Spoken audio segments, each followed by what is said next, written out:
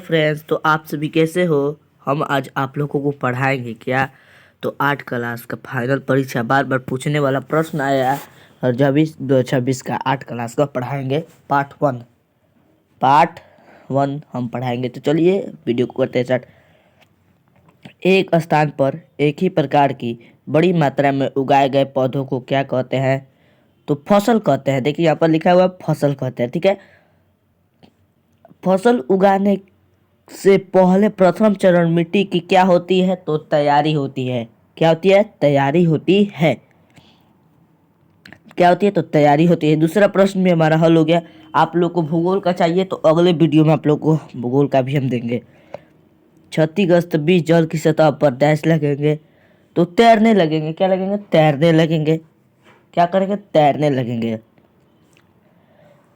फसल उगाने के लिए पर्याप्त सूर्य का प्रकाश एवं मिट्टी से डैश तथा डैश आवश्यक है। जल तथा पोषक आवश्यक है। अब देखिए कॉलम ए में दिए गए शब्द को मिलन कॉलम बी से कीजिए। तो खरीफ फसल धान एवं मक्का, रबी फसल गेहूं चना मटर, रासायनिक उर्वरक यूरिया सुपर फास्फेट, कार्बनिक खाद पशु अपशिष्ट गोबर मूत्र पादप अवशेष। खरीफ फसल धान एवं मक्का, रबी फसल गेहूं चना मटर, रासायनिक उर्वरक यूरिया एवं सुपर फास्फेट, कार्बनिक खाद पशु अपशिष्ट गोबर मूत्र एवं पादप अवशेष। अब देखिए निम्न के दो खरीफ फसल, इसके दो उदाहरण है जो निम्न है। इसके दो उदाहरण है जो निम्न है। इसके दो उदाहरण धान एवं मक्का। धान एवं मक्का। अब देखिए रबी फसल, इसके दो उदाहरण है जो निम्न है। इसके दो उदाहरण गेहूं चना। ऐसे लिखिएगा तो 2 नंबर पक्का आप लोग को मिलेगा तो मिलेगा। निम्न पर अपने शब्दों में एक पैराग्राफ लिखना है। पैराग्राफ तो कैसे लिखेंगे? पैराग्राफ तो ऐसे लिखेंगे। कैसे? तो देखिए तो मिट्टी तैयार करना, खेती से पहले मिट्टी को जुतवाया जाता है और मिट्टी की भरपूरी बनाई जाती है ताकि फसल अच्छे से बढ़ सके। खेती से पहले मिट्टी को जुतवाया जाता है और मिट्टी की भरपूरी बनाई जाती है ताकि फसल अच्छे से बढ़ सके। बुआई बुआई है हमारा अगला प्रश्न। आप लोगों को छूट गया हो तो लिखिए जल्दी से जल्दी, हम आपको ऐसे करेंगे। लिखिए। अब देखिए बुआई बचा हुआ है, लिख सकते हैं वो भी। बुआई में बीजों को खेतों में बोए जाते हैं तथा इसे सही समय और सही दूरी पर बोए जाते हैं। बुआई में बीजों को खेतों में बोए जाते हैं तथा इसे सही समय और सही दूरी पर बोए जाते हैं। बुआई में बीजों को खेतों में बोए जाते हैं तथा इसे सही समय और सही दूरी पर बोए जाते हैं। निराई अब देखिए बुआई का आप लिख सकते हैं। बुआई का लिख सकते हैं। तो निराई अब बचा है। निराई में खेतों से खरपतवार हटाए जाते हैं ताकि फसल अच्छे से बढ़ सके। ताकि क्या हो सके? फसल अच्छे से बढ़ सके। अगर आप लोग इस चैनल पर नए हो तो लाइक सब्सक्राइब कमेंट करें और ज़्यादा से ज़्यादा शेयर करें। तो आप लोग लिख चुके होंगे। तो चलिए अब अगले प्रश्न की ओर बढ़ते हैं। अब थ्रेसिंग आ गया। थ्रेसिंग में फसल से अनाज को अलग किया जाता है तथा इसे हाथ से भी अलग किया जाता है। थ्रेसिंग में फसल से अनाज को अलग किया जाता है तथा इसे हाथ से भी अलग किया जाता है। अब देखिए आगे हमारा प्रश्न, स्पष्ट कीजिए उर्वरक एवं खाद में अंतर। तो खाद में देखिए कितना बड़ा है उत्तर इसका और आपको 5 नंबर लेकर आएगा। तो देखिए क्या लिखना है, स्पष्ट कीजिए। तो उर्वरक एवं खाद लिखेंगे। उर्वरक एक कार्बनिक लवण है, खाद एक कार्बनिक लवण है, ठीक है। ऐसे लिखेंगे हम। तो अभी हम उर्वरक एक रासायनिक पदार्थ है, खाद प्राकृतिक रूप से तैयार किया जाता है। खाद प्राकृतिक रूप से तैयार किया जाता है। उर्वरक का निर्माण फैक्ट्री में होता है। यहाँ पर उर्वरक लिखिएगा। तो उर्वरक का निर्माण फैक्ट्री में होता है, खाद खेतों में बनाई जाती है। उर्वरक पर्यावरण के लिए सुरक्षित नहीं होता है, खाद पर्यावरण के लिए सुरक्षित होता है। यही ना। अब उर्वरक से फसल जल्दी लंबे होते हैं, खाद से फसल जल्दी लंबे नहीं होते लेकिन मिट्टी के लिए लाभदायक होता है। यही हमारा बिल्कुल राइट उत्तर होगा। आप लोग जल्दी जल्दी लिखें। चलिए तो अगले प्रश्न की ओर बढ़ते हैं। सिंचाई किसे कहते हैं? अब इसका जल संरक्षित करना सिंचाई। तो फसलों के समुचित विकास के लिए समय समय पे पानी देना ही सिंचाई कहलाता है। देखिए कितना छोटा उत्तर है ना। अब इसके जल संरक्षित करने वाली सिंचाई की दो विधि। टपक सिंचाई, चूंकि इसमें पाइपों के द्वारा पानी की बूंद बूंद सीधे पौधे के जड़ों में डाल दिया जाता है, इससे पानी की बचत होती है। अब इसका दो गो हेडिंग है। फव्वारा सिंचाई, चूंकि इसमें पाइपों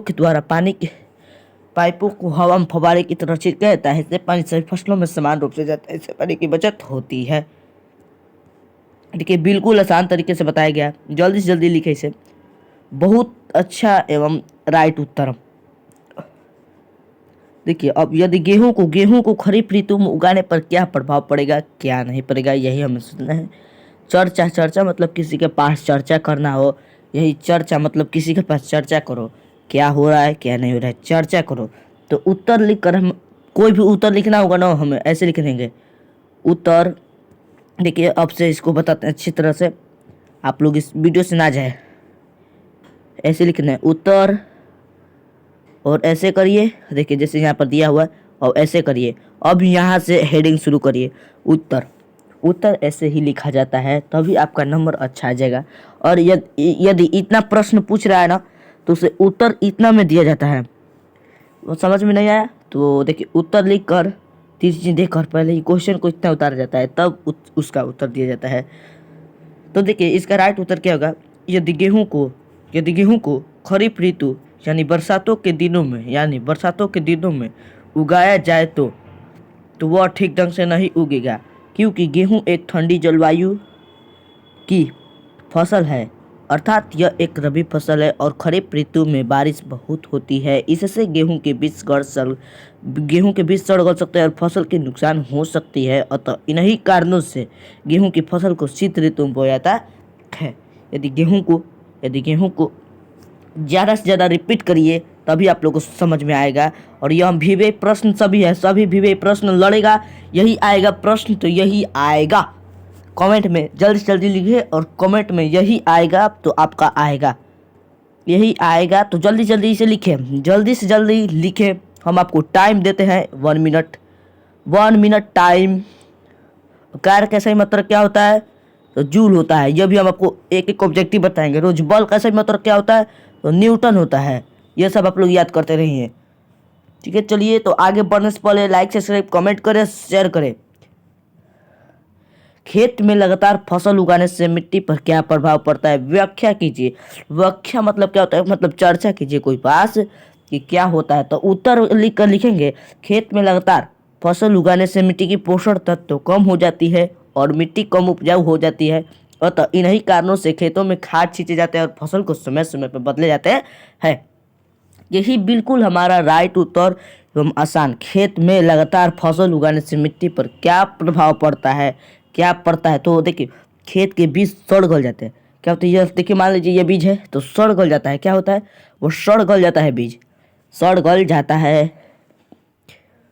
और बिल्कुल आसान यह उत्तर है, आप लोग इसे याद करते चलिए एवं इसको हम इतना अच्छे से समझाएंगे कि आपका नंबर एवं अच्छा आएगा एवं आप फर्स्ट आइएगा उसी क्लास में। तो पेपर हम कल ही लीक कर देंगे आपको सामाजिक विज्ञान का। अगर आप लोग इस चैनल पर नए हो तो सब्सक्राइब करिएगा, तभी हम सब्सक्राइबर के लिए सिर्फ लाएंगे, नहीं तो आपके लिए नहीं लाएंगे। अगर सब्सक्राइब करिएगा तभी लाएंगे आपके लिए, नहीं तो नहीं लाएंगे। हम यही कहते हैं आपसे सिर्फ बात। जो हमारा सब्सक्राइबर होगा, जो हमें सपोर्ट करता होगा, उसी के लिए हम लाएंगे सिर्फ। तो अगला प्रश्न देखने से पहले लाइक करें, सब्सक्राइब करें, कमेंट करें और शेयर करें। और ज़्यादा से ज़्यादा भरोसेमंद हमारे भाइयों ज़्यादा से ज़्यादा शेयर भी करें। तो इसका राइट आंसर क्या हुआ, खेत में लगातार फसल उगाने से मिट्टी की पोषण तत्व तो कम हो जाती है। खेत में लगातार फसल उगाने से मिट्टी की पोषण तत्व कम हो जाती है और मिट्टी कम उपजाऊ हो जाती है। अतः इन्हीं कारणों से खेतों में खाद छिड़के जाते हैं और फसल को समय समय बदल जाते हैं। यही हमारा बिल्कुल राइट है सर एवं अच्छा, दुनिया का सबसे बेस्ट उत्तर यही है। यही आप लोग लिख कर आते हैं तो पक्का है 5 नंबर फिक्स, 5 नंबर फिक्स से फिक्स मिलेगा। तो चलिए प्रश्न को आगे बढ़ाते हैं। अगला प्रश्न, खरपतवार क्या है, हम इनका नियंत्रण कैसे करें। नियंत्रण मतलब क्या होता है, तो उसका नियंत्रण मतलब कैसे उसका सुझाव करें। सुझाव क्या पूछता है, सुझाव कैसे करें। तो चलिए इस वीडियो में आप लोग को बताएंगे सुझाव कैसे कहते हैं। फसली पौधे के साथ साथ कुछ अन्य आवश्यक पौधे भी उग जाते हैं, उन्हीं अन्य आवश्यक पौधों को खरपतवार कहते हैं। उन्हीं अन्य आवश्यक पौधों को खरपतवार कहते हैं। तो इसका नियंत्रण जानने से पहले लाइक सब्सक्राइब कमेंट भी करिए। फसली पौधे के साथ साथ कुछ अन्य आवश्यक पौधे भी उग जाते हैं, उन्हीं अन्य आवश्यक पौधों को खरपतवार कहते हैं। नियंत्रण, खरपतवार के नियंत्रण के लिए खेत की जुताई आवश्यक है ऐसा करने से खेत की घास सूख जाते हैं तथा फिर भी उग जाए तो उसे खुरपी से काट कर खेत के बाहर फेंक दिया जाता है। खेत के बाहर क्या जाता है, फेंक दिया जाता है। उसे क्या किया जाता है, तो फेंक दिया जाता है बाहर। उससे उससे कुछ मतलब नहीं रहता है, उसे बाहर फेंक दिया जाता है। ठीक है, तो आप लोग उत्तर कितना अच्छा लगा तो कमेंट में बोलिए, जल्दी से उतारे इसे। तो लास्ट सवाल हमारा नेम बॉक्स को इस प्रकार लगाए कि देखिए हम इस प्रकार लगाएंगे। खेत की जुताई करना होगा, मिट्टी तैयार, बुआई, सिंचाई, खाद देना, कटाई, फसल को चीनी मिल में भेजना। यही हमारा बिल्कुल अच्छा एवं आसान तरीका। इसका राइट उत्तर क्या है होगा, तो इसका राइट उत्तर यही होगा कि हम कैसे इसे बनाएं, कैसे नहीं बनाएं। तो इसका राइट उत्तर बनाने से पहले लाइक, सब्सक्राइब, कमेंट, शेयर और ज़्यादा से ज़्यादा शेयर भी करिए। तो जय हिंद, जय दोस्तों। यही प्रश्न हमारा, इसी तरह प्रश्न एक और बचा होगा शायद, तो एक और देखिए। नीचे दिए गए संकेत तो पूरा सिंचाई का एक पारंपरिक तरीका होता है रहट। सिंचाई का एक पारंपरिक तरीका क्या होता है, तो रहट होता है। तो आज के लिए इतना ही भाइयों। आप लोग इस चैनल पर नए हो तो लाइक, सब्सक्राइब, कमेंट करें और ज़्यादा से ज़्यादा इस चैनल को शेयर करें, तभी हमें पता चलेगा कि हमारे भी सपोर्टर कितने हैं कितने नहीं। जय हिंद, जय दोस्तों। आपको क्वेश्चन देखना है तो देखिए, जल्दी जल्दी से उतारिए भी इस क्वेश्चन को। 3 सेकंड का time, 1 second, 2 second, 3 second, 4 second, 5 3 5 4 3 2 1 0 खत्म। चलिए फिर से प्रश्न। 5 10 9 8 7 6 5 4 3 2 1 0। चलिए, जय हिंद, जय दोस्तों। आप लोग, आशा ही नहीं पूर्ण विश्वास है कि आप लोग बहुत अच्छे होंगे। तो हम आपको इतना अच्छा से पढ़ा रहे हैं, आप लोग लाइक, सब्सक्राइब एवं कमेंट ही नहीं करते हैं, इसलिए हमें ठीक नहीं लगता है। जय हिंद, जय दोस्तों।